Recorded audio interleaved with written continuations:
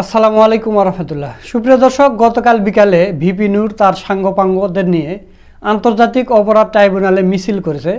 Advocate Tajul ইসলামের পদত্যাগ চেয়ে।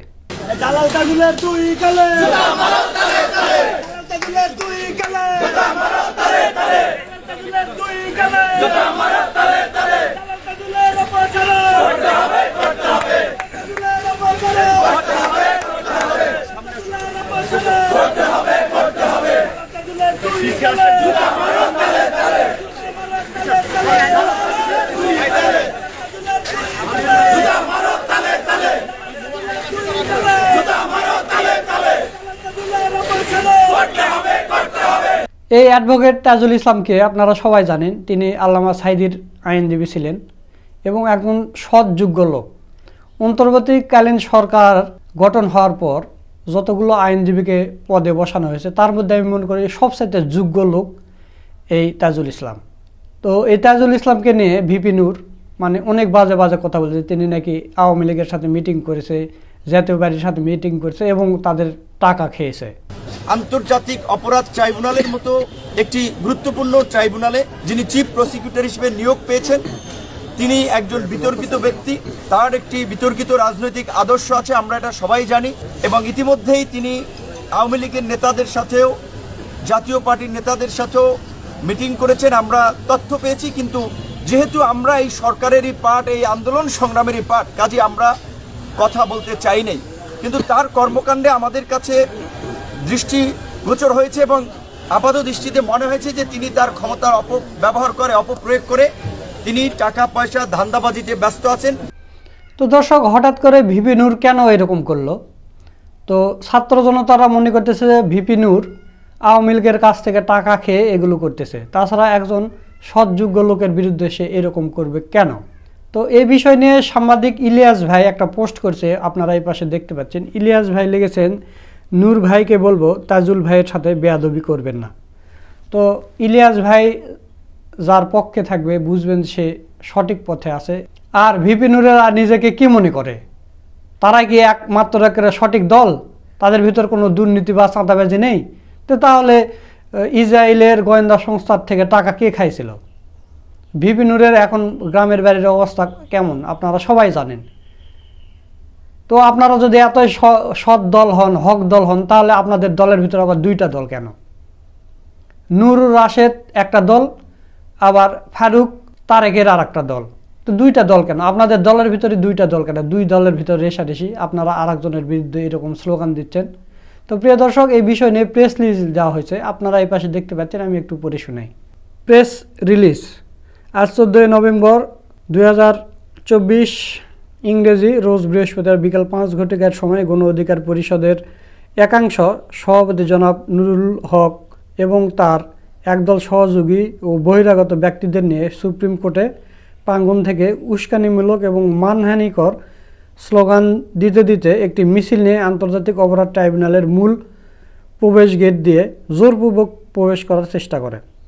পরবর্তীতে ট্রাইব্যুনালের নিরাপত্তা নিয়োজিত আইন শৃঙ্খলা বাহিনীর সদস্যদের বাধার মুখে ট্রাইব্যুনালে ঢুকতে না পেরে জনাব নুরুল হক নূর তার দলীয় কর্মীদের নিয়ে ট্রাইব্যুনালের গেটে একটি সংবাদ সম্মেলন করেন। সেখানে তিনি আন্তর্জাতিক অপরাধ ট্রাইব্যুনালের মাননীয় চিফ প্রসিকিউটর জনাব মোহাম্মদ তাজুল ইসলামের বিরুদ্ধে আওয়ামী লীগ ও জাতীয় পার্টির সাথে বৈঠকের ভিত্তিহীন বানোয়াট, অসত্য ও উস্কানিমূলক কিছু অভিযোগ গণমাধ্যমে প্রকাশ করেন। উদ্দেশ্যপ্রণোদিতভাবে তার আনিত এই সকল মিথ্যা অভিযোগ ইলেকট্রনিক এবং প্রিন্ট মিডিয়া ও সামাজিক যোগাযোগ মাধ্যমে ছড়িয়ে যায়। জনাব নুরুল হক নূরের এই বক্তব্যের ফলে আন্তর্জাতিক অপরাধ ট্রাইব্যুনাল এবং চিফ প্রসিকিউটর জনাব মোহাম্মদ তাজুল ইসলামের মর্যাদা ব্যাপকভাবে ক্ষুণ্ণ হয়েছে। জনাব নুরুল হক নূর এবং তার দলীয় কর্মীদের এহেন বেআইনি কার্যকলাপ সম্পূর্ণ অকাঙ্ক্ষিত এবং ষড়যন্ত্রমূলক বলে প্রতীয়মান হচ্ছে। তার এই হঠকারী কার্যক্রমে জুলাই আগস্ট গণহত্যার, মানবতা বিরোধী অপরাধের বিচার প্রক্রিয়া প্রবাহিত ও বাধাগ্রস্ত করার শামিল। আন্তর্জাতিক অপরাধ ট্রাইব্যুনালের চিফ প্রসিকিউটর কার্যালয়ের পক্ষ থেকে জনাব নুরুল হক নূর ও তার দলীয় কর্মীদের এই বেআইনি ও ষড়যন্ত্রমূলক কাজের তীব্র নিন্দা ও প্রতিবাদ জানানো হচ্ছে। জুলাই বিপ্লবের মধ্য দিয়ে অর্জিত নতুন এই বাংলাদেশের 2 সহস্রাধিক হত্যা ও অর্ধলক্ষ ভাই বোনের নির্যাতনের বিচার প্রক্রিয়ার জন্য পুনর্গঠিত আন্তর্জাতিক অপরাধ ট্রাইব্যুনাল ও বিজ্ঞ চিফ প্রসিকিউটর সম্পর্কে ব্যক্তির সাথে এহেন কার্যক্রম অনভিপ্রেত এবং অগ্রহণযোগ্য। জনাব নুরুল হক নূর ও তার এই ভিত্তিহীন অসত্য দুর্বিসন্ধিমূলক বক্তব্য প্রত্যাহার পূর্বক ক্ষমা না চাইলে তার বিরুদ্ধে যথাযথ আইনগত ব্যবস্থা গ্রহণ করা হবে।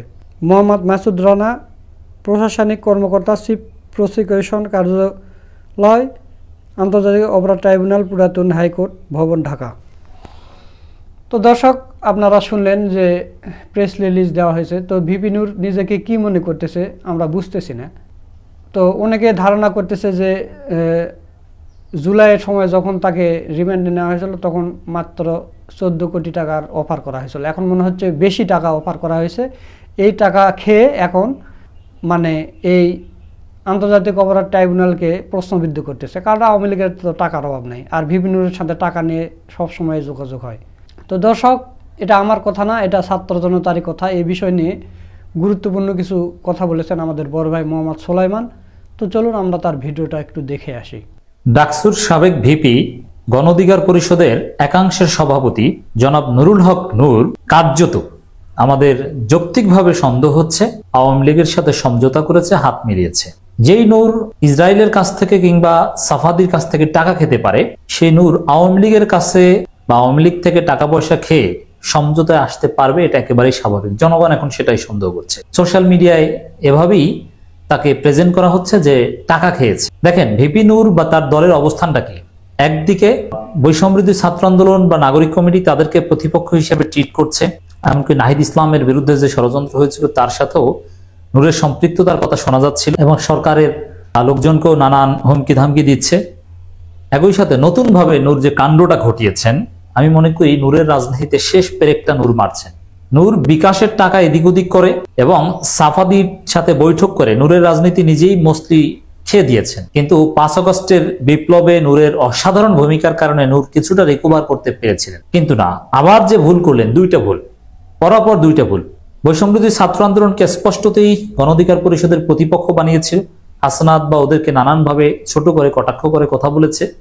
এরপরেই আন্তর্জাতিক অপরাধ ট্রাইব্যুনাল চিফ প্রসিকিউটর জনাব অ্যাডভোকেট তাজুল ইসলামের পদত্যাগের দাবিতে আওয়ামী লীগের লোকজনকে নিয়ে গণ অধিকার পরিষদ কোর্টের মধ্যে মিছিল করেছে। তীব্র সমালোচনার মুখে পড়েছে গণ অধিকার পরিষদ এবং ভিপি নূর।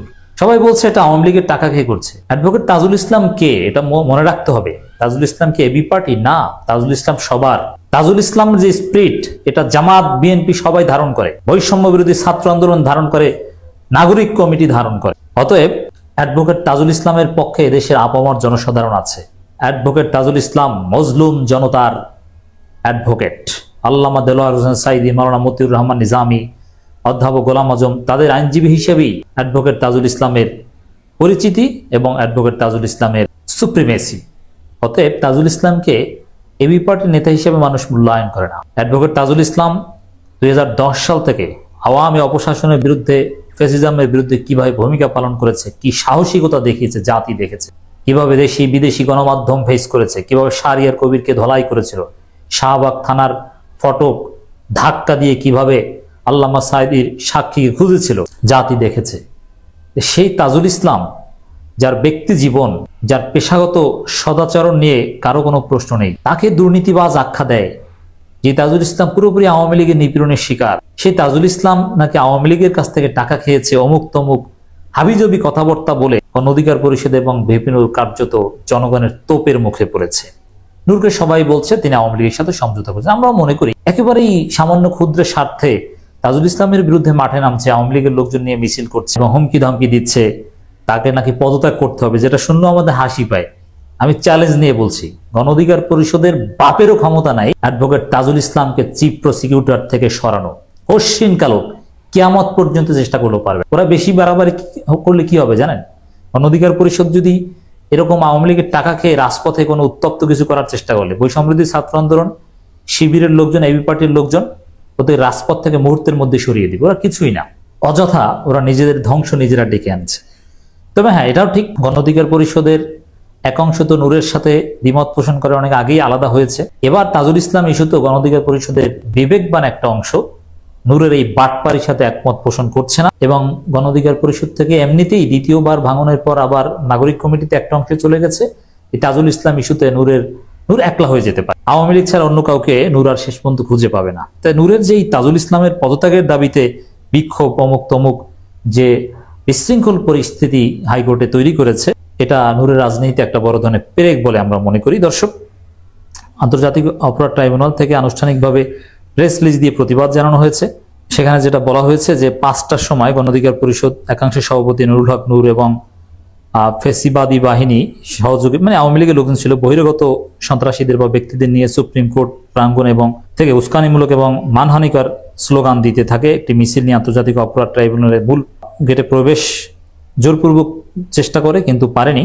নিরাপত্তা জনিত আইনশৃঙ্খলা রক্ষাকারী বাহিনীর বাধায় সেখানে যেতে পারেনি এবং নানান কথাবার্তা বলে কথিত এক সংবাদ সম্মেলনে এটার তীব্র প্রতিবাদ জানিয়েছে আন্তর্জাতিক অপরাধ ট্রাইব্যুনাল, এবং এতে অধ্যাপক জনাব অ্যাডভোকেট তাজুল ইসলামের সুনাম ক্ষুণ্ণ হয়েছে। আরো নানান বেআইনি কথাবার্তা, অনাকাঙ্ক্ষিত উদ্ভট কথাবার্তা, এগুলোর প্রতিবাদ জানিয়েছেন। দর্শক, শুধু এটা না, নূর কেন এখন, একটা তো ব্যাখ্যা আসলো যে আওয়ামী লীগের সাথে সমঝোতা হয়েছে, আরো নানান কারণ আছে। কতটা টাকা পয়সা বা সামান্য ভাগ বাটোরা যে নূরেরা কত নিচে নামতে পারে। দেখেন, নূরদের পক্ষে আমরা অনেক কথা বলেছি, নানানভাবে ডিফেন্ড করেছি, কিন্তু অ্যাডভোকেট তাজুল ইসলামের সাথে লাগতে আসলে তার ফল যে কতটা কঠিন হতে পারে এটা নূর টের পাবেন, কিছুদিন পরেই বুঝবেন। বৈষম্যবিরোধী ছাত্র আন্দোলনের সাথে আগেই তাদেরকে প্রতিপক্ষ বানিয়েছে, কিছু গোমর ফাঁস করে দিয়েছে নূরের এক সময়ের খুব ঘনিষ্ঠ সহযোগী জনাব ফারুক হাসান। এটা একটু আমি তুলে ধরতে চাই। আজকে হাইকোর্টে আওয়ামী দুর্বৃত্তদের মিছিল এবং স্বনামধন্য আইনজীবী অ্যাডভোকেট তাজুল ইসলামকে হেনস্থার তীব্র প্রতিবাদ জানাচ্ছি। আজকে হাইকোর্ট থেকে একটি মামলায় আইনজীবী হিসেবে উপস্থিত ছিলেন আন্তর্জাতিক অপরাধ tribunal chief prosecutor advocate Tajul Islam. এটা নিয়ে ডাকসুর সাবেক ভিপি নুরুল হক নূর আজকে আওয়ামী একদল গুন্ডা বাহিনী নিয়ে হাইকোর্টে হাজির হয় এবং তাজুল ভাইয়ের বিরুদ্ধে হাইকোর্টে নানান অপমানজনক ভাষা ব্যবহার করে মিছিল করে হাইকোর্ট প্রাঙ্গণে। এটা আমি মনে করি নূর নিজের রাজনৈতিক আত্মহত্যামূলক কথাবার্তা বলেছে। এবার আসি কিছু প্রশ্নে। দেখেন, এই প্রশ্নগুলো আমাদের মনে রাখতে হবে, প্রচার করতে হবে। হাইকোর্টে আইনজীবী বাদে দুর্বৃত্তদের মিছিল করার কোনো নজির আছে কি? নেই। আমরা জানি হাইকোর্টে কেবলমাত্র আইনজীবীরা মিছিল, মিটিং ও বিক্ষোভ করতে পারে, কোন রাজনৈতিক দলের সন্ত্রাসীরা নয়। যে মামলা অ্যাডভোকেট তাজুল ইসলাম কোর্টে দাঁড়িয়েছিলেন, সেই মামলা কোনো পক্ষ নুরুল হক নূর নন। তবে তিনি কেন স্বনামধন্য আইনজীবী অ্যাডভোকেট তাজুল ইসলামকে বিতর্কিত করতে মাঠে নামলেন? তার আসলে এজেন্ডা কি? আইনজীবী হিসেবে নূরের পক্ষেও তো তাজুল ইসলাম দাঁড়াতে পারেন, এই জন্য তার মিছিল করতে পারবে না। এটা পেশাগত একটা দিক। আমরা যতটুকু জানি, কিছুদিন আগে নুরুল হক নূর তার আইনজীবী নূরে এরশাদ সিদ্দিকীকে কৌশলে আন্তর্জাতিক অপরাধ ট্রাইব্যুনাল প্রসিকিউটর বানিয়েছিলেন ডেপুটি অ্যাটর্নি জেনারেল পদমর্যাদায়, যেটা ন্যূনতম যোগ্যতা তার নেই। কারণ নূর এরশাদ 2 বছর হলো মাত্র হাইকোর্টে এনরোলমেন্ট হয়েছে। এছাড়া নূর এরশাদের বিরুদ্ধে রয়েছে নানান অভিযোগ। আমাদের কোটা আন্দোলনের অন্যতম সংগঠক মশিউর রহমান যখন জেলে, এই মশিউর কিন্তু নূরের গ্রুপেই ছিল, কিন্তু মশিউর পরে নূরের পক্ষ ত্যাগ করে নাগরিক কমিটিতে গিয়েছে। তখন মশিউর রহমানের সন্তান সম্ভব স্ত্রীর কাছ থেকে নূরের সাথে প্রায় 1.5 লক্ষ টাকা হাতিয়ে নেন, যে টাকা পরবর্তীতে ফেরত দিতে চেয়েও দেননি। এই নুরুল সিদ্দিকীকে কোলে তুলে নাচেন নুরুল হক নূর। এরকম একজন বিতর্কিত ব্যক্তিকে যখন আন্তর্জাতিক অপরাধ ট্রাইব্যুনাল প্রসিকিউটর বানানো হলো, তখন অন্যান্য প্রসিকিউটর এবং ছাত্রনেতারা এটা কোনোভাবেই মানতে পারেনি। পরে তারা আইন উপদেষ্টা বরাবর আবেদন করলে আইন উপদেষ্টা অ্যাডভোকেট নূর এরশাদ সিদ্দিকী ডিমোশন দিয়ে দেয়। এর মানে নূরের রেকমেন্ডেশনের লোক, কাছের লোককে ঘাট ধরে বের করে দিয়েছে ট্রাইব্যুনাল থেকে, এটা নূরের লেগেছে। এই কারণে নূর এখন অ্যাডভোকেট তাজুল ইসলামের বিরুদ্ধে নানান প্রোপাগান্ডা চালাচ্ছে। বোঝাই যায় যে তাজুল সাহেবের বিরুদ্ধে যা বলছে সম্পূর্ণ ব্যক্তিগত ক্ষোভ থেকে বলেছে। আপনার তাজুল ইসলামের বিরুদ্ধে কেন বলেন? আসিফ নজরুলের বিরুদ্ধে পারলে একটু বলেন। আর এই জন্য এই নূর এরশাদ সিদ্দিকী রাজনৈতিক গুরু নুরুল হক নূর আজকে হাইকোর্টে মিছিল করেছে স্বনামধন্য আইনজীবী অ্যাডভোকেট তাজুল ইসলামের বিরুদ্ধে। আপনার এবং এরকম বিতর্কিত একজন ব্যক্তি কি সমাজে জনগণের বন্ধু হতে পারে? তাজুল ইসলামের বিরুদ্ধে নুরুল হক নূরের যে আজকের অপতৎপরতা, সন্ত্রাসী তৎপরতা, তার গোমর ফারুক হাসান ফাঁস করে দিয়েছে। অযোগ্যদেরকে লবিং করে সিস্টেমে প্রসিকিউটর বানিয়েছিল, এখন ডিমোশন হয়েছে, এখন খুব কষ্ট পেয়ে ক্ষুব্ধ হয়ে মিছিল করছে। সামান্য স্বার্থের জন্য নূর নিজে সেখানে চলে গেল। নূরের রাজনৈতিক ভবিষ্যৎ আরেকটা বড় ধরনের হোঁচট খেল। নূরের কথায় অ্যাডভোকেট তাজুল ইসলামের কিচ্ছু হবে না, জনগণ তাজুল ইসলামের পক্ষে। আমরা নূরকে হুঁশিয়ারি দিতে চাই, এইভাবে সামান্য টাকা পয়সা ভাগ বাটোয়ারা এগুলোর মাধ্যমে রাজনীতি হয়। দুইটা দিক, আওয়ামী লীগের সাথে সমঝোতা হয়ে থাকতে পারে, সেটা বৈষম্যবিরোধী ছাত্র আন্দোলনকে প্রতিপক্ষ বানানোর মধ্য দিয়ে আমরা ধারণা করছি। আর সামান্য একটু স্বার্থে নূর আজকে হাইকোর্টে বিশৃঙ্খলা সৃষ্টি করলেন, এতে তাজুল ইসলামের কিছুই হবে না, নূর নিজের ক্ষতি নিজে করলেন। অতএব দর্শক, আমাদের এই মুহূর্তে সাবধান থাকতে হবে। It's very crucial time. Awami League বড় দলগুলোকে তো এত সহজে ম্যানেজ করতে পারবে না, ইটস ভেরি টাফ। কিন্তু ছোট ছোট দলকে আওয়ামী লীগ টাকা পয়সা দিয়ে কিনে নিয়ে তাদেরকে সামনে আনার চেষ্টা করতে পারে। যেমন নূরদেরকে টাকা পয়সা দিয়ে কেনা কোনো ব্যাপার না, তাদের গতিবিধিতে সেটাই মনে হচ্ছে। এই জন্য আমি বলবো আমাদের সাবধান থাকতে হবে। এই বিপ্লবোত্তর যে একটা বাংলাদেশ, আমাদের যে নতুন বাংলাদেশ গঠনের যে আকাঙ্ক্ষা, এখানে এটাকে বাধাগ্রস্ত করার জন্য Awami League billion and billion dollar invest করবে। অতএব টাকার কাছে অনেকে নিজেকে বিক্রি করে দিবে। আমাদের সাবধান থাকতে হবে। সেকেন্ড রিপাবলিক, নতুন বাংলাদেশ, এগুলো আমরা গড়ে তুলবই। বৈষম্যবিরোধী ছাত্র আন্দোলনের উপর আস্থা রাখুন, অ্যাডভোকেট তাজুল ইসলামদের উপর আস্থা রাখুন। We trust in advocate Tajul Islam. আন্তর্জাতিক অপরাধ ট্রাইব্যুনাল চিফ প্রসিকিউটর পদে তার চাইতে যোগ্য আর কেউ নেই, হতে পারে। দর্শক, আপনারা সুলাইমান ভাইয়ের ভিডিওটা দেখলেন। তো হঠাৎ করে ভিপি নূর কেন এরকম একজন সৎযোগ্য আইনজীবীর বিরুদ্ধে লাগলেন, আমার বোধগম্য নয়। আপনাদের কাছে কি মনে হয় তা অবশ্যই কমেন্ট করে জানিয়ে দেবেন। আজকের ভিডিও এই পর্যন্তই। পরবর্তীতে কোনো নতুন ভিডিও নিয়ে আবার আপনাদের সামনে আসবে ইনশাল্লাহ। সে পর্যন্ত সবাই ভালো থাকবেন, সুস্থ থাকবেন। সকলকে ধন্যবাদ। আসসালামু আলাইকুম ওয়া রাহমাতুল্লাহ।